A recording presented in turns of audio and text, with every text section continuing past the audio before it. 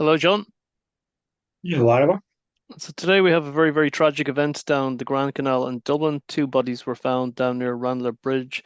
An investigation is ongoing. It's two Irish nationals in their 40s. It's very, very tragic. It is, and condolences to their family. They would have, I presume, brothers and sisters, perhaps, and they were found in the canal near Ranelagh. And apparently, in that general area, there's tents with asylum seekers and God knows what living in tents there. And it seems to me that the police, the Garda, would need to sort of be checking on all these. There's so many, and not just along the canal, which would be a dangerous place in some ways because you're beside the canal. But then there's houses along there as well, and they would be costing a nice few bob, those houses, because they're beside the canal. Houses would be more expensive. And I mean, I know that area pretty well because I lived in Ranelagh in my past when I was in apartments. Well, they were really bedsitters because we had to share bathrooms and that. It wasn't all these facilities that they have now. The bedsitters would be a scarce commodity. But the thing is, there's people in tents. Now, whatever the situation is with the two Irish people, and this is a tragic affair that these men, in some ways, the prime of life. When you're 40, you've already established a pattern, perhaps, but it turns out that perhaps they were homeless or living rough. And there's people that look after these people and they provide tents for them to give them some modicum of protection. But unfortunately, I saw there in Dublin there just this week when there was police presence because of the trouble that lad being stabbed that we did a video about. I saw a fella cross in the street sleeping rough in the middle of the day, and there was two squad cars and a few police walking. But I mean, if there's a fella asleep over in the street, maybe two, for all I know, why don't they deal with the like of that and have that person kind of checked in somewhere where they might get some psychological help? No, I You just want to can't say to have.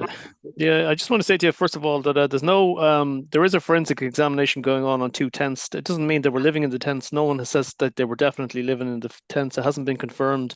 Hasn't been confirmed there's anything mentally wrong with them, and it hasn't been confirmed they were involved in anything narcotics or alcohol or involved. There's nothing like that. There's an ongoing investigation going on at the moment. The fact is that found in the canal in a residential area where houses would cost a queer few quid, I can tell you.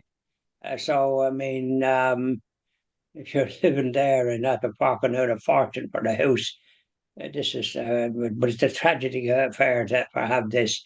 But apparently, there's a lot of tents along there as well. So, we don't know what's going on in the city, quite frankly. And when this happens, there's a light shone on this area. But I presume people are making representations that live in the area to Gardai because when all that sort of persons are living there, we don't know what sort of situations arise with all these different people about.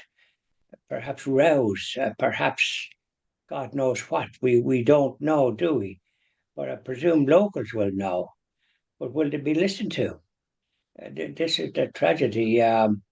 We know that these two men, it was a passerby that noticed them in the water and reported, and so therefore the Gardaí came, and I think the fire brigade and so on and so forth, and it was cordoned off as an area that they're investigating. So whatever the Gardaí are doing and what they're examining the situation, the fact is that there'll have to be a post-mortem.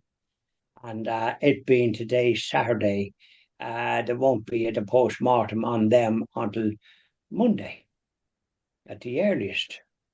And I know somebody else that is in the morgue. That's where they'll be going when whatever examinations and evidence that the Gardaí are able to ascertain as to how this happened. I Mhm. mean, is there any witnesses? It's a very strange and sad affair for those two men that lost their lives in the water. So, like, what's going on in the general area? There's more to this than meets the eye. I've just described persons sleeping in the middle of the day when the Gardaí were in squad cars and supposed to be protecting the citizens after the murder of the tourist that was happened in Cahill Street, which, by the way, is not anyways run down. That's where there was a school for a school for catering, and very well subscribed. I know Cahill Street, and it would have been considered a very safe area in my experience. Nothing like maybe Parnell Square that needs a bit of updating, but part of Parnell Square you have the Garden of Remembrance, and part of it is there's hotels along it and all the rest of it. So wasn't as bad run down as far as I know in them times, but I don't think it's as run down as much as what we might think, because as I say there's hotels along part of Parnell Square, and Yeah, so I mean I they just get want to go plenty back of to the canal, John, for a second. visitors. So, but we're talking about, yeah, you're talking about the two men, kind of thing. But there's so much happening in Dublin. Where would you start? This is the thing. But the thing is, I mean, look, there's a changing face in both the Royal Canal and the Grand Canal. And what I see in both canals is, so on the Grand Canal, what you have is a lot of homeless people. You've got a lot of immigrants there. Homeless is very sad. They're in tents. How they got there, I've no idea. Here we have a tragedy. We're not sure if these two people were part of those tents or whether they were where they came from. I've no idea. There's a Garda investigation ongoing.